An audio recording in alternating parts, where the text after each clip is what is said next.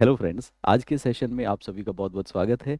आज की क्लास में सबसे पहले हम लोग हल्का सा रिवीजन करके देखते हैं कि अभी तक हम लोगों ने क्या क्या बातें जानी। सबसे पहले हम लोगों ने ये जानने की कोशिश की कि आखिर अर्थशास्त्र या इकोनॉमिक्स जो वर्ड हम सुनते हैं वो है क्या। तो हम लोगों ने वहाँ पे समझा कि किसी भी इंसान की आवश्यकताएं, उसकी इच्छाएं असीमित होती हैं।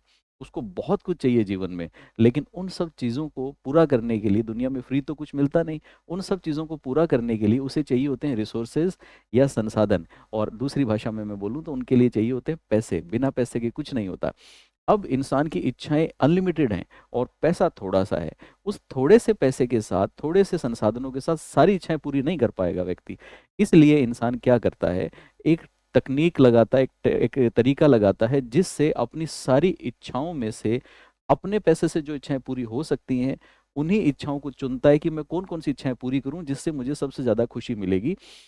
ये तय करने का विज्ञान, ये चयन का जो विज्ञान है, यही हमारे लिए अर्थशास्त्र या इकोनॉमिक्स कहलाता है। अर्थात सीमित संसाधनों से असीमित इच्छाओं में से चयन करके अधिकतम संतुष्टि प्राप्त करने का जो तरीका है, वो हमारे लिए इकोनॉमिक्स बताता है।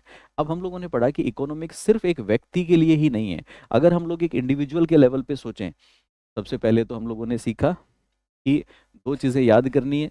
कौन कौन सी? सीमित संसाधन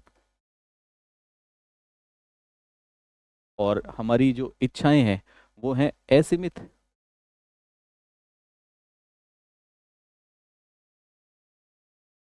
सीमित संसाधन और असीमित इच्छाओं के कारण हम लोगों को सारी इच्छाएं पूरी नहीं कर सकते, तो हमें चयन करना पड़ा। और चुनाव करते समय हमारी इच्छा क्या होती है कि हम लोगों को सर्वाधिक संतुष्टि या अधिकतम संतुष्टि मिले।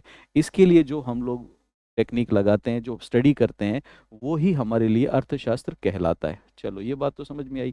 फिर मैंने बताया कि ये सिर्फ एक व्यक्ति तक सीमित नहीं है। जब हम लोग एक व्यक्ति के लिए देखते हैं तो व्यक्ति के लिए इकोनॉमिक्स हमें बताता है कि किस तरह से वो मैक्सिमम सेटिस्फेक्शन या अधिकतम संतुष्टि प्राप्त कर सकता है। यही अगर हम लोग एक बिजनेस के लिए या एक फर्म के लिए देखते हैं तो इकोनॉमिक्स बताता है कि सीमित संसाधनों से एक फर्म मैक्सिमम प्रॉफिट या अधिकतम लाभ कैसे कमा सकती है। और यही अगर हम लोग एक राष्ट्र के लिए, एक देश के लिए देखें, तो देश हमेशा ये चाहता है, पैसे तो देश के पास भी थोड़े से ही हैं, जैसा मैं गरीब वैसा ही मेरा देश गरीब। तो देश ये कोशिश करता है कि किस तरह से सर्वश्रेष्ठ जन कल्याण या मैक्सिमम पब्लिक वेलफेयर अचीव किया जा सकता है। इन सारी बातों का जवाब हमें अर्थशास्त्र देता है। फिर हम लोगों ने पढ़ा कि अर्थशास्त्र और अर्थव्यवस्था, यानी कि इकोनॉमिक्स और इकोनॉमी, इन दोनों शब्दों में कोई अंतर है या ये सेम है? तो इकोनॉमिक्स क्या है वो तो हमने सीखा। ये इकोनॉमी क्या है? इकोनॉमिक्स के सिद्धांतों को जब हम लोग व्यवहार में लागू करते हैं, प्रैक्टिकली लागू करते हैं, तो उसी को हम लोग इकोनॉमी या अर्थव्यवस्था का नाम दे देते हैं। इसको यूं समझिए कि हम लोगों ने तय किया कि भारत में सीमित संसाधनों के साथ में हम लोगों को देश की व्यापार प्रणाली चलानी है, देश का ट्रेड चलाना है। तो ट्रेड चलाने के लिए नियम बनाने पड़ेंगे। वो नियम जिनके आधार पर देश में व्यापार चलेगा वो अर्थव्यवस्था के नियम है, जिसको हम लोग नाम दे देंगे भारत का व्यापार नीति या भारत की ट्रेड पॉलिसी। ठीक ऐसे ही भारत में मुद्रा से संबंधित, मनी से संबंधित लेन देन कैसे होंगे, उसके लिए हम लोग बना देंगे भारत की मॉनेटरी पॉलिसी या भारत की मौद्रिक नीति। तो कहने का मतलब है कि किसी भी देश में आर्थिक घटनाएं निरंतर चलती हैं। उन निरंतर चलने वाली आर्थिक घटनाओं को जब हम लोग व्यवस्थित करने के लिए नियम या नीतियां बनाते हैं, तो वो नियम, नीतियां, रूल्स, पॉलिसीज ही देश की इकोनॉमी कहलाती हैं। इकोनॉमी शब्द अपने आप में अधूरा होता है। इकोनॉमी शब्द का ठीक से मीनिंग समझने के लिए उसे किसी एरिया के साथ जोड़ना पड़ता है। तो मैं सिर्फ अर्थव्यवस्था नहीं बोलूंगा, मैं बोलूंगा राजस्थान की अर्थव्यवस्था, मैं बोलूंगा पंजाब की अर्थव्यवस्था, मैं बोलूंगा दिल्ली की अर्थव्यवस्था, मैं बोलूंगा भारत की अर्थव्यवस्था, अमेरिका की अर्थव्यवस्था, विश्व की अर्थव्यवस्था। तो ये हमेशा किसी एरिया के साथ जोड़ने पर ही अपना ट्रू मीनिंग देता है। अगर ये बोला जाता है भारतीय अर्थव्यवस्था, इंडियन इकोनॉमी, इसका मतलब है भारत की आर्थिक घटनाओं को ठीक से चलाने के लिए इकोनॉमिक्स के प्रिंसिपल भारत में कैसे लागू किए जा रहे हैं। फिर हम लोगों ने पढ़ा कि अर्थव्यवस्था को, इकोनॉमी को पढ़ने के लिए कई प्रकार से बांटा जाता है। तो अगर हम लोग अर्थव्यवस्था को ठीक से समझने के लिए इसको डिस्ट्रीब्यूट करें, बांटें अलग अलग प्रकार में, तो सबसे पहला आधार होता है हमारे लिए अर्थव्यवस्था की कॉम्प्लेक्सिटी, जिसको हम लोग बोलते हैं जटिलता। तो जटिलता के आधार पे दो प्रकार की अर्थव्यवस्था हम लोग पढ़ते हैं, जिसमें हम डिटेल में ऑलरेडी पढ़ चुके हैं। एक होती है सरल अर्थव्यवस्था और एक होती है जटिल अर्थव्यवस्था। ठीक ऐसे ही हम लोग इकोनॉमी का एक और वैरायटी पढ़ते हैं कि अगर देश के आर्थिक संसाधनों पे व्यापार के संसाधनों पे नियंत्रण के आधार पे, कंट्रोल के आधार पे अर्थव्यवस्था को पढ़ा जाए तो कंट्रोल के बेसिस पे इकोनॉमी बेसिकली तीन टाइप की होती है। तीन टाइप की कौन कौन सी? एक हम लोगों ने पढ़ी थी सोशलिस्ट इकोनॉमी, यानी कि समाजवाद, समाजवादी अर्थव्यवस्था। दूसरी हम लोगों ने पढ़ी थी कैपिटलिस्ट इकोनॉमी, यानी कि पूंजीवाद। और तीसरी जो है वो हम लोगों ने पढ़ी थी इन दोनों का मिश्रण या मिक्स्ड इकोनॉमी। ठीक ऐसे ही अगर हम लोग देश में विकास के स्तर, डेवलपमेंट की स्टेज के हिसाब से पढ़ें तो डेवलपमेंट के हिसाब से भी इकोनॉमी कई प्रकार की होती है, जिसमें से पहली होती है अल्प विकसित या अविकसित, जिसको हम लोग अंग्रेजी में नाम दे देते हैं अंडर डेवलप्ड या अनडेवलप्ड। दूसरे टाइप की इकोनॉमी हमारे लिए होती है जो इसका वृहद रूप है, इसका एडवांस स्टेज है, जिसको हम बोलते हैं विकासशील या डेवलप्ड इकोनॉमी। और तीसरे टाइप की इकोनॉमी हमारे लिए होती है विकसित या डेवलप्ड, अंडर डेवलप्ड, डेवलपिंग और डेवलप्ड। उसके बाद हम लोगों ने पढ़ा कि इतना ही नहीं, हम लोग व्यापार या ट्रेड के आधार पे भी अर्थव्यवस्था को बांटते हैं। व्यापार या ट्रेड के आधार पे अर्थव्यवस्था को बांटे तो इसके आधार पे हम इकोनॉमी को तीन भागों में बांट लेते हैं। तीन भाग कौन कौन से हमारे लिए?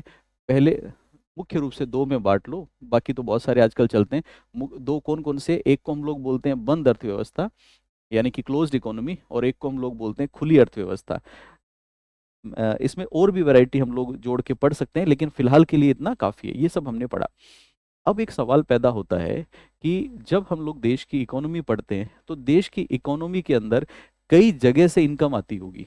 देश में आय के साधन, इनकम के सोर्स बहुत सारे होते होंगे। जैसे कोई व्यक्ति कृषि से, खेती से पैसे कमा रहा है, कोई व्यक्ति नौकरी करके कहीं पे वहां से पैसे कमा रहा है, कोई व्यक्ति उद्योग धंधे चला रहा है, बिजनेस कर रहा है, वहां से पैसे कमा रहा है, तो कोई डॉक्टर है, इंजीनियर है, वो सर्विस में लगा हुआ है, वहां से पैसे कमा रहा है।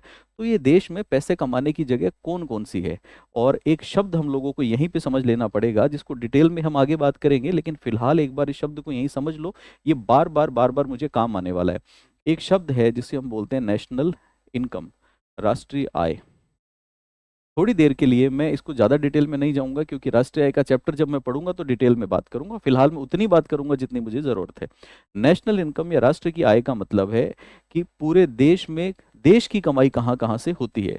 अब भारत की राष्ट्रीय आय का मतलब है भारत देश की जो टोटल इनकम है वो कहाँ कहाँ से आती है। और देश की इनकम कहाँ से आएगी? देश की इनकम देश के नागरिकों से, देश के निवासियों से आएगी। तो देश में रहने वाले लोग कहाँ से पैसे कमा रहे हैं, उन सबको जोड़ा जाए तो वही एक तरह से राष्ट्रीय आय है। इस राष्ट्रीय आय के लिए हम लोग जब पढ़ते हैं तो कमाई के साधनों को हम लोग तीन टुकड़ों में तोड़ते हैं। इन्हीं तीन टुकड़ों को हम लोग बोलते हैं राष्ट्रीय आय के स्रोत या सोर्सेज ऑफ इनकम। तो इसको हम बोल देते हैं, सोर्सेज बोल सकते हैं, सोर्सेज ना बोले तो इन्हीं को हम लोग इकोनॉमिक्स में टेक्निकल भाषा में बोल देते हैं अर्थव्यवस्था के क्षेत्रक या क्षेत्र या सेक्टर्स। किसी भी इकोनॉमी में ये सेक्टर्स कौन कौन से होते हैं?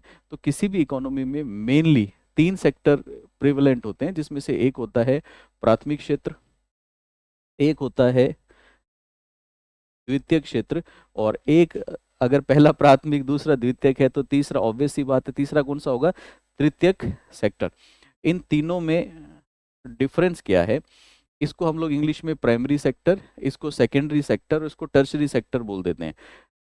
देखिए, सबसे पहले जो अल्प विकसित देश होते हैं जहाँ पे कमाई के साधन कम होते हैं, या एक बार हम ये चलें कि जब ये आज का एडवांसमेंट हो गया, इसके पुराने ज़माने में जाएं तो पहले लोगों की कमाई का मुख्य जरिया नेचर आधारित, प्रकृति आधारित था। इंसान प्रकृति से ही कमा रहा था और उसके पास में मशीनें, प्रोसेसिंग, ये सब चीज़ें नहीं थी।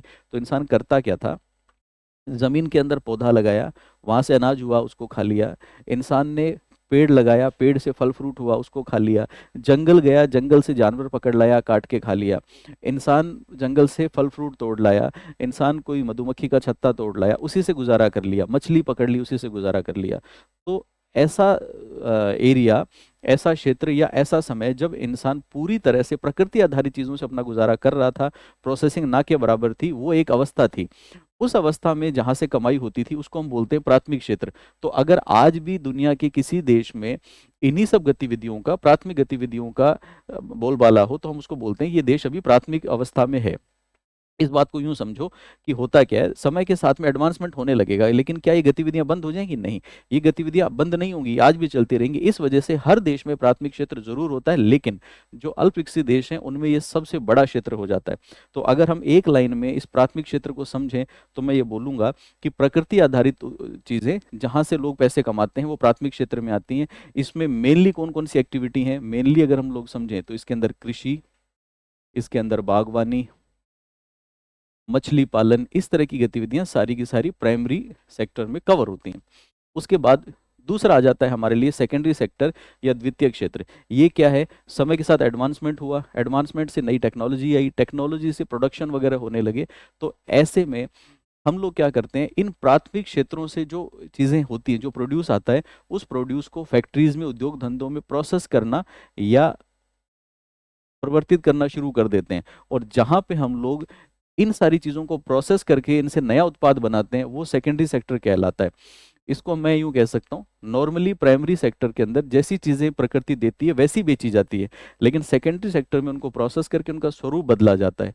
क्योंकि प्राथमिक क्षेत्र में मुख्य रूप से यही सारी गतिविधि हैं, इसलिए कभी कभी हम इसको कृषि क्षेत्र के नाम से भी जानते हैं।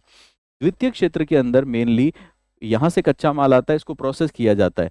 प्रोसेस करके जब हम बेचते हैं तो इसको हम लोग नाम दे देते हैं कि ये एक तरह से इंडस्ट्री सेक्टर या उद्योग क्षेत्र है। उदाहरण के लिए टमाटर उगाया जाएगा तो प्राइमरी सेक्टर है, टमाटर से सॉस या केचप बना के बेचा जाएगा तो सेकेंडरी सेक्टर है। अगर मक्का उगाया जाएगा तो प्राइमरी सेक्टर है, मक्का के पॉपकॉर्न बना के पैकेट बेचे जाएंगे, वो सेकेंडरी सेक्टर है। तो यहाँ से कच्चा माल आता है और यहाँ पे इसमें प्रोसेस होता है। तीसरा टर्सरी सेक्टर जो है, उसके अंदर बेसिकली सर्विसेज दी जाती हैं, सेवाएं दी जाती हैं। सर्विसेज या सेवाओं से मतलब है जहाँ पे दो लोगों के बीच में, ये एक व्यक्ति है यानी कि इंडिविजुअल है, व्यक्ति है, ये एक दूसरा व्यक्ति है, इन दोनों के बीच में आदान प्रदान होगा, आर्थिक गतिविधि दोनों में, इकोनॉमिक एक्टिविटी होगी, लेकिन आपस में ये लोग किसी वस्तु का एक्सचेंज नहीं करेंगे। जैसे मैं एक शॉप पे गया, दुकानदार को मैंने 100 रुपए दिए, बदले में चीनी खरीदी, तो अगर मैंने शुगर खरीदी है तो वो एक भौतिक चीज, चीनी का पैकेट मुझे देगा ना, यहाँ पे वस्तु का आदान प्रदान हुआ है। लेकिन इसी को इस तरह से सोचो कि आप लोग एक डॉक्टर के पास जाते हो, डॉक्टर को दिखाया और डॉक्टर को आपने 500 रुपए की फीस दी, तो वहां पे पैसे तो लिए उसने, लेकिन उस पैसे के बदले में उसने कोई भौतिक वस्तु या कोई फिजिकल चीज नहीं दी। जहाँ पे वस्तुओं का आदान प्रदान नहीं होता, जहाँ पे एक व्यक्ति अपनी स्किल, अपना चातुर्य, अपना एक्सपीरियंस, अपना नॉलेज, ये सब यूज करके आपकी आवश्यकताएं पूरी करता है, उसको हम लोग सर्विस सेक्टर या सेवा क्षेत्र बोलते हैं। तो किसी भी देश में कमाई इन तीन जगह से मेनली आती है, या तो प्राइमरी एरिया से आएगी, या सेकेंडरी सेक्टर से आएगी, या टर्सरी सेक्टर से आएगी। क्लास की कन्वीनियंस के लिए हम इसको एग्रीकल्चर सेक्टर, इसको इंडस्ट्री सेक्टर और इसको सर्विस सेक्टर के नाम से जाना करेंगे। चलो।